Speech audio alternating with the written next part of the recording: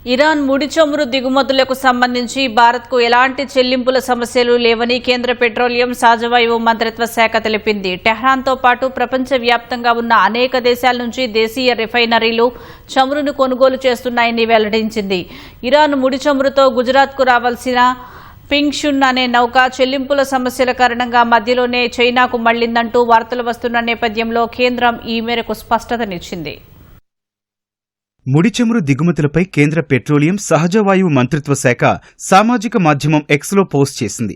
దాదాపు 40కి పైగా దేశాల నుంచి భారత్ ముడి చమురును దిగుమతి చేసుకుంటోందని వెల్లడించింది. వాణిజ్య ప్రయోజనాల ఆధారంగా వివిధ భౌగోళిక ప్రాంతాల నుంచి చమురును సేకరించే పూర్తి స్వేచ్ఛ దేశీయ చమురు సంస్థలకుందని వివరించింది. ఇరాన్ నుంచి ముడి చమురు దిగుమతులకు సంబంధించి భారత్కు ఎలాంటి చెల్లింపుల సమస్యలు లేవని స్పష్టం చేసింది.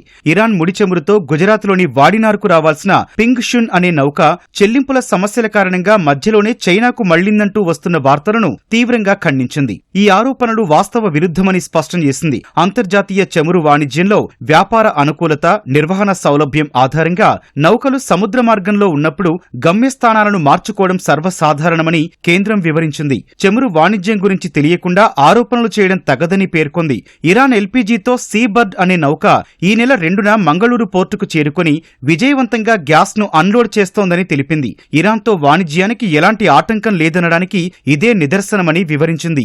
దేశీయ అవసరాలకు సరిపడా చమురు నిల్వలు ఉన్నాయని పునరుద్ఘాటించింది. భారత్కు రావాల్సిన ఇరాన్ ముడి చమురు ట్యాంకర్ పింగ్షున్ తన గమ్యస్థానాన్ని మార్చుకుని చైనా వైపు వెళ్తున్నట్లు షిప్ ట్రాకింగ్ వెబ్సైట్ కెప్లర్ నిన్న వెల్లడించింది. మార్చి 4న కర్గ్ ద్వీపం వద్ద ట్యాంకులోకి చమురు లోడింగ్ చేశారని, ఇందులో దాదాపు 6 లక్షల బ్యారెళ్ల చమురు ఉండొచ్చని తెలిపింది.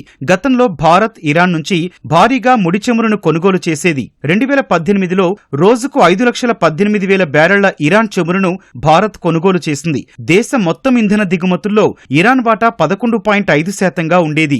అమెరికా ఆంక్షల కారణంగా 2019 మే నుంచి భారత్ ఇరాన్ చమురు కొనుగోళ్లు నిలిపివేసింది. తాజాగా ఇజ్రాయెల్ ఇరాన్ యుద్ధంతో చమురు ధరలు భారీగా పెరిగాయి. దీంతో ఇంధన ధరలను అదుపు చేసేందుకు ఇరాన్ చమురుపై అమెరికా 30 రోజుల పాటు ఆంక్షలను ఎత్తివేసింది. నౌకల్లో లోడైన చమురును మాత్రమే కొనుగోలు చేయాలని షరతు విధించింది. ఈ గడువు ఈ నెల 19తో ముగుస్తుంది. అమెరికా ఆంక్షలు ఎత్తివేసిన సమయానికి 98 మిలియన్ బ్యారెళ్ల ఇరాన్ చమురు వివిధ నౌకల్లో ఉందని అంచనా. వాటిలో దాదాపు 51 మిలియన్ బ్యారెళ్ల చమురును భారత్కు ఇరాన్ సరఫరా చేసే అవకాశం ఉంది.